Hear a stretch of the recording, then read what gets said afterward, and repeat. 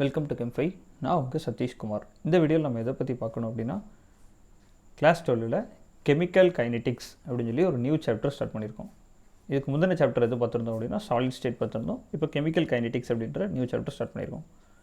இதில் இன்ட்ரோடக்ஷனில் என்ன கொடுத்துருப்பாங்க அப்படின்னா, ஒரு கெமிக்கல் ரியாக்ஷன்ஸோட ஃபீசிபிலிட்டி, அதாவது ஒரு ரியாக்ஷன்ஸ் வந்து நடக்குமா நடக்காதா அப்படின்றதெல்லாம் தெர்மோடைனமிக்ஸ் அப்படின்ற கான்செப்டோட பிரின்சிபல்ஸை யூஸ் பண்ணி நம்மளால் சொல்ல முடியும். இந்த ரியாக்ஷன்ஸ் நடக்கும் நடக்காது அப்படின்றத நம்மளால் தெர்மோடைனமிக் பிரின்சிபல்ஸ் யூஸ் பண்ணி ப்ரிடிக்ட் பண்ண முடியும். பட் இன்னொரு விஷயம் நம்ம ஞாபகம் வச்சுக்கணும், தெர்மோடைனமிக்ஸ் வந்து ரியாக்ஷன்ஸ் நடக்குமா நடக்காதான்றதை மட்டும் இன்ஃபர்மேஷன்ஸ் மட்டும்தான் கொடுக்கும். ஆனால் ரியாக்ஷன்ஸ் எவ்வளோ நேரத்தில் நடந்து முடியும், ஓகேவா, அது ஃபாஸ்ட் ரியாக்ஷன்ஸா ஸ்லோ ரியாக்ஷன்ஸா வெரி ஸ்லோ ரியாக்ஷனா அப்படின்ற எந்த இன்ஃபர்மேஷனும் தெர்மோடைனமிக்ஸ்லேருந்து நமக்கு கிடைக்காது. அப்போ இந்த மாதிரியான இன்ஃபர்மேஷன்ஸ் வேணும் அப்படின்னா நம்ம வந்து கெமிக்கல் கைனெட்டிக்ஸ் அப்படின்ற ஒரு விஷயத்துக்கு வந்து போக வேண்டியிருக்கு. தெர்மோடைனமிக்ஸ் வந்து ரியாக்ஷன்ஸோட ஃபீசிபிலிட்டியை மட்டும்தான் கொடுக்கும். கெமிக்கல் கைனெட்டிக்ஸ் தான் வந்து ரியாக்ஷன்ஸோட ஃபாஸ்ட், அது how fast the reaction happens, சீக்கிரமாக நடக்குமா வேகமாக நடக்குமா அப்படின்ற மாதிரியான கிளாஸிஃபிகேஷன்ஸ்லாம் கெமிக்கல் கைனெட்டிக்ஸில் தான் நம்ம படிக்க முடியும். இதான் கொடுத்துருப்பாங்க இன்ட்ரோடக்ஷன்ஸில் நம்ம பார்த்து தான். ரைட், இப்போ வந்து ஒரு ஸ்லோ ரியாக்ஷன் என்ன ஃபாஸ்ட் ரியாக்ஷன் என்ன அப்படின்றதுக்கு எக்ஸாம்பிள் பார்க்கணும். பேரியம் குளோரைட் நம்ம எடுத்துக்கிறோம், BaCl2 பேரியம் குளோரைட். இது எதோட ரியாக்ட் ஆகுது அப்படின்னா சல்ஃபரிக் ஆசிடோட ரியாக்ட் ஆகுது. கான்சன்ட்ரேட்டட் சல்ஃபரிக் ஆசிட் எடுக்கணும். when barium chloride reacts with concentrated sulfuric acid it forms barium sulfate white precipitate. Barium sulphate அப்படின்ற ஒயிட் ப்ரிசிபிடேட் நமக்கு கிடைக்கும். ஒரு டெஸ்ட் டியூப் எடுத்துக்கிறோம், அதில் பேரியம் குளோரைட்டும் கொஞ்சோண்டு சல்ஃபரிக் ஆசிட் ட்ராப் ஆட் பண்ணால் போதும், பேரியம் சல்ஃபேட் அப்படின்ற ப்ரிசிபிடேட் ஃபார்ம் ஆகும். இந்த பேரியம் குளோரைடை வந்து சொல்யூஷன் ஃபார்மில் எடுக்கணும், ஓகேவா, சால்ட் எடுக்கக்கூடாது, சொல்யூஷன் ஃபார்மில் எடுக்கணும். பேரியம் குளோரைட் ஏதாவது வாட்டரில் டிசால்வ் பண்ணிவிட்டு பேரியம் குளோரைட் சொல்யூஷன் எடுக்கணும். அதோட சல்ஃபரிக் ஆசிடை ட்ராப் பை ட்ராப் ஆட் பண்ண உடனே பேரியம் சல்ஃபேட் அப்படின்னு சொல்லி ஒரு ஒயிட் ப்ரிசிபிடேட் வந்து ஃபார்ம் ஆயிடும். HCl அப்படின்றது பை ப்ராடக்ட். இது வந்து இன்ஸ்டண்ட்டாக நடக்கக்கூடியது, ஓகேவா. சல்ஃபரிக் ஆசிட் வந்து பேரியம் குளோரைடு ரியாக்ட் ஆன உடனே பேரியம் சல்ஃபேட்ன்ற ஒயிட் ப்ரிசிபிடேட் டெஸ்ட் டியூபோட பாட்டமில் ஃபார்ம் ஆக ஆரம்பிச்சிடும். அப்போ இது என்ன சொல்கிறோம், ஃபாஸ்ட் ரியாக்ஷன்ஸ் அப்படிங்கிறோம். இதே இது வந்து ஸ்லோ ரியாக்ஷன்ஸ் அப்படின்ற எக்ஸாம்பிள் என்னென்னா, ஒரு அயன் நம்ம எடுக்கிறோம், ஒரு சின்ன அயன் நெயில்ஸ் எடுத்து அதை வந்து ஒரு உப்பு தண்ணிக்குள்ளே போட்டு வந்து ஒரு 2 days இல்லை 3 days கழித்து பார்த்தா அது வந்து ரஸ்ட் ஆகிருக்கு. நம்ம வந்து அயன் நெயில் எடுத்து உப்பு தண்ணியில் போட்ட உடனே ரஸ்டிங் நடக்கலை, இட் டேக் சம் டைம். அதுக்குன்னு வந்து மாய்ஸ்சர் தேவை, அதுக்கப்புறம் வந்து அட்மாஸ்பியரிக் ஏர் தேவை, இதெல்லாம் இருந்தால் தான் ரஸ்டிங் நடக்கும். இது வந்து இன்ஸ்டண்ட்டாக நடக்கிற ப்ராசஸ் கிடையாது. அதனால தான் இது என்ன சொல்கிறோம், ஸ்லோ ரியாக்ஷன்ஸ் அப்படின்ற சொல்கிறோம். அப்போ ஒரு ரியாக்ஷன்ஸை நம்மளால் ஃபாஸ்ட் ரியாக்ஷன் ஸ்லோ ரியாக்ஷன்ஸ் அப்படின்றத கிளாஸிஃபை பண்ண முடியுது. ஆனால் இதுக்கு வந்து ஃபாஸ்ட் ரியாக்ஷன் சொல்கிறவங்க எவ்வளோ டைம் ஆகும், இது ஸ்லோ ரியாக்ஷனாக எவ்வளோ டைம் ஆகும், இது மாதிரியான இன்னும் அக்யூரேட் இன்ஃபர்மேஷன்ஸ் வேணும் அப்படின்னா இந்த கெமிக்கல் கைனெட்டிக்ஸ் வந்து உங்களுக்கு கொடுக்கும் அப்படின்றத கொடுத்துருந்தோம். இந்த கெமிக்கல் கைனெட்டிக்ஸில் நிறைய வந்து பிரின்சிபல்ஸ் இருக்கும், ஒரு சின்ன சின்ன டெர்மினாலஜிஸ்லாம் கொடுத்துருப்பாங்க. அதெல்லாம் வரிசையாக ஒன்று ஒன்றா படிக்கும்போது இந்த கேள்விக்கான பதிலாக உங்களுக்கு கிடைக்கும். இந்த ரியாக்ஷன்ஸ் எவ்வளோ ஸ்பீடில் நடக்கும், இது எவ்வளோ ஸ்பீடில் நடக்கும் அப்படின்னு சொல்லி டைம் வந்து நம்மளால் மென்ஷன் பண்ணி சொல்ல முடியும். ரைட், கெமிக்கல் கைனெட்டிக்ஸ் அப்போ எதை தான் டீல் பண்ணுது, chemical kinetics is the study of rate and mechanism of chemical reaction. Rate and mechanism of chemical reactions ரெண்டு விஷயத்தை டீல் பண்ணுது. ஒன்று ரேட்டை டீல் பண்ணுது, இன்னொன்று கெமிக்கல் ரியாக்ஷன்ஸை டீல் பண்ணுது அப்படிங்கிறாங்க. மெக்கானிசம் அதோட கெமிக்கல் ரியாக்ஷன்ஸோட மெக்கானிசமை டீல் பண்ணுது. ரேட் அப்படின்னா என்ன, கெமிக்கல் ரியாக்ஷன்ஸோட ரேட். அப்போ ரேட் ஆஃப் கெமிக்கல் ரியாக்ஷன்ஸ் என்ன தெரியணும் அப்படின்னா, இந்த இடத்துல பாருங்கள், change in particular variable with time, change in particular variable per unit time. இப்போ வந்து ஃபிசிக்ஸில் எடுத்துட்டோம் அப்படின்னா வெலாசிட்டி அப்படின்னு சொல்லி படிச்சிருப்போம். வெலாசிட்டி அப்படின்னா என்ன, change in displacement with respect to time. ஒரு குறிப்பிட்ட டைமில் ஏதாவது ஒரு ஆப்ஜெக்ட் வந்து எவ்வளோ டிஸ்டன்ஸ் வந்து டிஸ்பிளேஸ் ஆகிருக்கு அப்படின்றத வந்து பார்க்குறோம். நியூமரேட்டரில் சேஞ்ச் இன் டிஸ்பிளேஸ்மெண்ட், டினாமினேட்டரில் பெர் யூனிட் டைம் அப்படின்னு சொல்லி வச்சுக்கிறோம். ஒரு unit time 1 minute or 1 hour, அது மாதிரி வந்து ஒரு யூனிட் டைமில் வந்து எவ்வளோ சேஞ்ச் நடந்திருக்கு அப்படின்றத அப்சர்வ் பண்ணுறோம். அதான் வந்து வெலாசிட்டி அப்படிங்கிறோம். அதே போல் இது வந்து ஃபிசிக்ஸில்.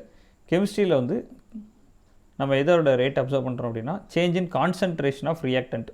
நம்ம எடுத்த சப்ஸ்டன்ஸோட அமௌண்ட் வந்து இன்க்ரீஸ் ஆகிருக்கா டிக்ரீஸ் ஆகிருக்கா, அதான் வந்து சொல்கிறோம் change in concentration of reactant. ரியாக்டண்ட்டுக்கும் பார்க்கலாம், இந்த ரியாக்டன்ட் வந்து டிக்ரீஸ் ஆகி ப்ராடக்ட் வந்து ஃபார்ம் ஆகிருக்கும், ப்ராடக்ட் வச்சும் பார்க்கலாம். Divided by change in time, ஏதாவது ஒன்று ரியாக்டன்ட் அல்லது product. Change in concentration of reactant with respect to time அப்படின்றத சொல்கிறோம். ஃபார் ரியாக்டன்ட், இப்போ ஒரு ரியாக்டண்ட்டுக்கு நம்ம ரேட் கண்டுபிடிக்கணும் அப்படின்னா ரேட் ஆஃப் ரியாக்ஷன்ஸ் அப்படின்னு சொல்லி எழுதிட்டு மைனஸ்னு போட்டிருக்காங்களா, minus change in concentration of reactant. இந்த மைனஸ்க்கு என்ன மீனிங் அப்படின்னா, ரியாக்டண்ட்டோட கான்சன்ட்ரேஷன் குறைஞ்சிக்கிட்டே வருது, ப்ராடக்ட்டோட கான்சன்ட்ரேஷன் இன்க்ரீஸ் ஆகிக்கிட்டே வரும் ஒரு ரியாக்ஷன் எடுத்துக்கிட்டால். அப்போ ரியாக்டண்ட்டோட கான்சன்ட்ரேஷன் டிக்ரீசஸ் அப்படின்றத இண்டிகேட் பண்ணுறதுக்கு மைனஸ். டைமை பொறுத்து தான் இந்த கான்சன்ட்ரேஷன் வந்து டிக்ரீஸ் ஆகுது, அதனால் divided by change in time. இதே இது ப்ராடக்ட்டுக்கு போடும்போது பாசிட்டிவ், ஒன்றுமே கொடுக்கலன்னா பாசிட்டிவ்னு அர்த்தம். கான்சன்ட்ரேஷன் ஆஃப் ப்ராடக்ட் வந்து இன்க்ரீஸ் ஆகுது. அதை தான் வந்து இந்த இடத்துல பாருங்கள் ஒரு ஈக்குவேஷன் ஃபார்மெட்டில் கொடுத்துருக்காங்க. நான் ஏ அப்படின்னு சொல்லி ஒரு ரியாக்டன்ட் எடுக்கிறேன், இது ரியாக்டன்ட் ஆகி ரியாக்ஷனில் நடந்து பி அப்படின்னு சொல்லி ஒரு ப்ராடக்டை ஃபார்ம் பண்ணுது.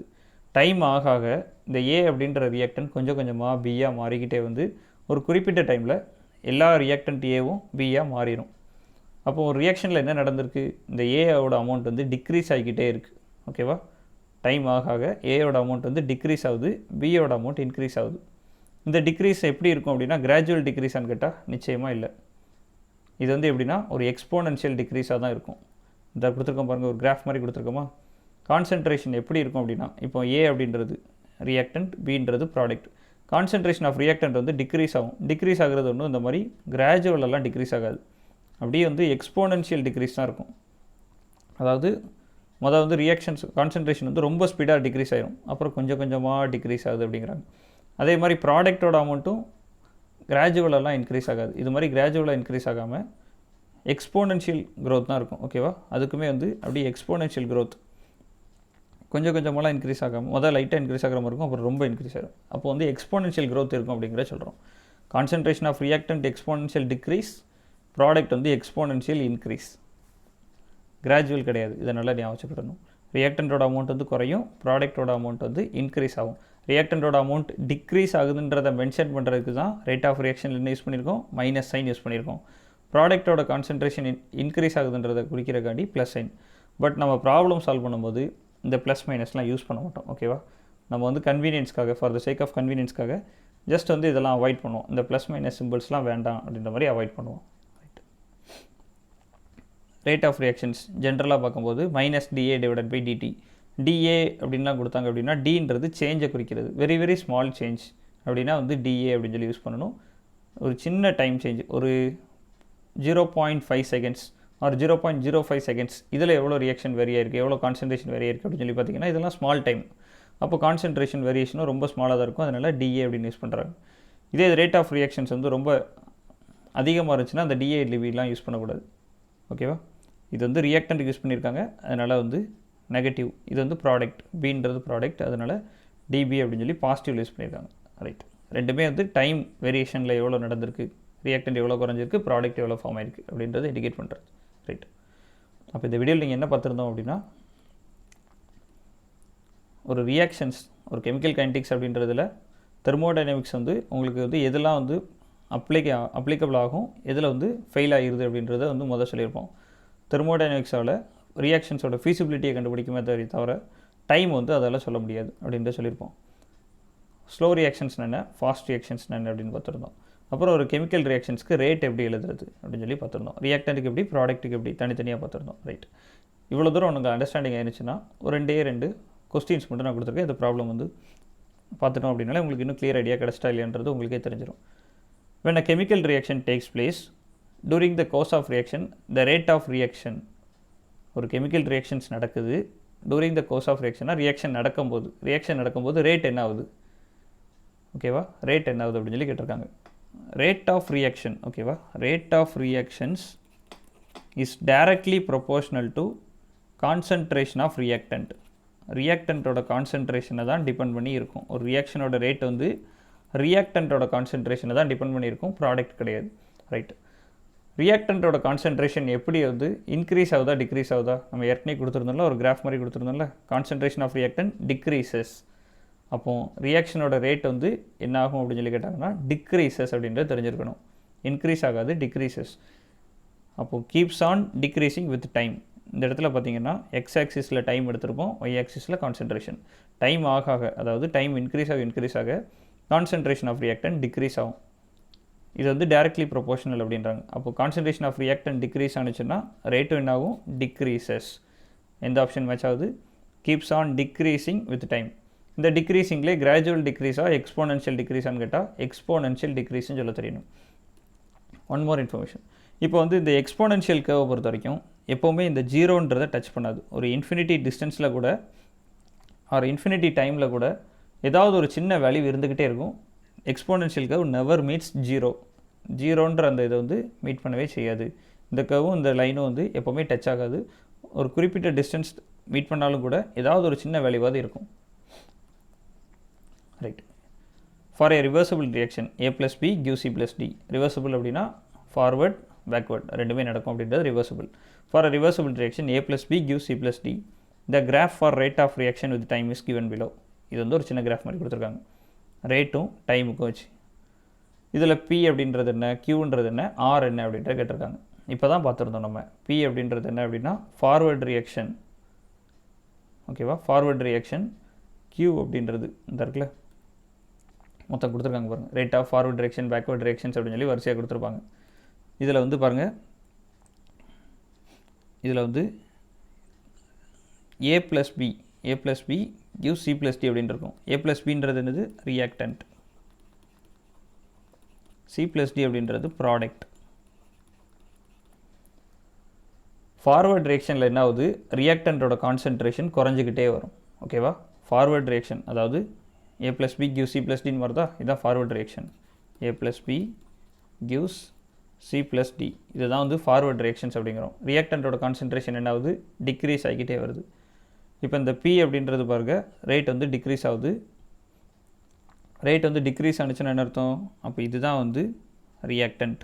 ஓகேவா, அப்போ ஃபார்வர்ட் ரியாக்ஷன்ஸ், இது வந்து forward reaction. Rate of forward reaction decreases. ஒரு ரியாக்ஷன் அப்படின்னு சொல்லி எடுத்துக்கிட்டிங்கன்னா ஃபார்வர்ட் ரியாக்ஷனோட ரேட் வந்து டிக்ரீஸ் ஆகும், பேக்வேர்ட் ரியாக்ஷனோட ரேட் வந்து இன்க்ரீஸ் ஆகுது. Rate of backward reaction Q அப்படின்றது backward reaction. Rate of backward reaction increases, RXN அப்படின்னா reaction. A + B gives C + D. C + D எல்லாம் A + B மாறுறது ரொம்ப வேகமாக நடக்கும். ரைட்.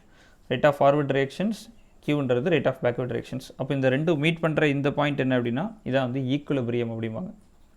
ஈக்குலிபிரியம். ஈக்குலிபிரியம் அப்படின்னா ரேட் ஆஃப் ஃபார்வர்ட் ரியாக்ஷனும் ரேட் ஆஃப் பேக்வேர்ட் ரியாக்ஷனும் ஈக்குவலாக இருக்கும். ஃபார்வர்ட் ரியாக்ஷன் எவ்வளோ வேகமாக நடக்குதோ அதுக்கு ஈக்குவலாகவே பேக்வேர்ட் ரியாக்ஷனும் நடக்குது அப்படின்ற சொல்லியிருப்பாங்க. அது என்ன டைம்னு தெரியும்னா இந்த இடத்துல நீங்கள் வந்து எக்ஸ்ட்ராபுலேட் பண்ணிவிட்டு பார்த்தாலே தெரிஞ்சிடும் என்ன டைமில் நடக்குது, எவ்வளோ டைம் அப்படின்றது தெரிஞ்சிடும். அப்போது P அப்படின்றது rate of forward reaction. Rate of forward reaction வந்து டைம் ஆக டிக்ரீஸ் ஆகிக்கிட்டே வரும்.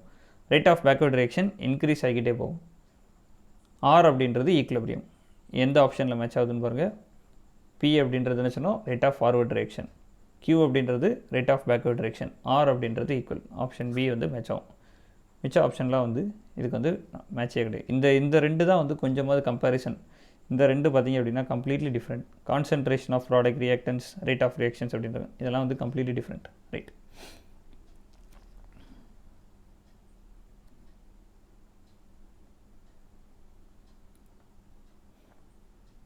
ஓகே, இந்த வீடியோவில் ஏதாவது டவுட்ஸ் இருந்துச்சு அப்படின்னா கீழே கமெண்ட் செக்ஷனில் வந்து லீவ் பண்ணுங்கள், நான் கண்டிப்பாக ரிப்ளை பண்ணுறேன். நம்ம சேனலை சப்ஸ்கிரைப் பண்ணாதவங்க சப்ஸ்கிரைப் பண்ணுங்கள். இந்த வீடியோவை உங்கள் ஃப்ரெண்ட்ஸ் அண்ட் ரிலேட்டிவ்ஸ்க்கு ஷேர் பண்ணுங்கள். தேங்க்யூ.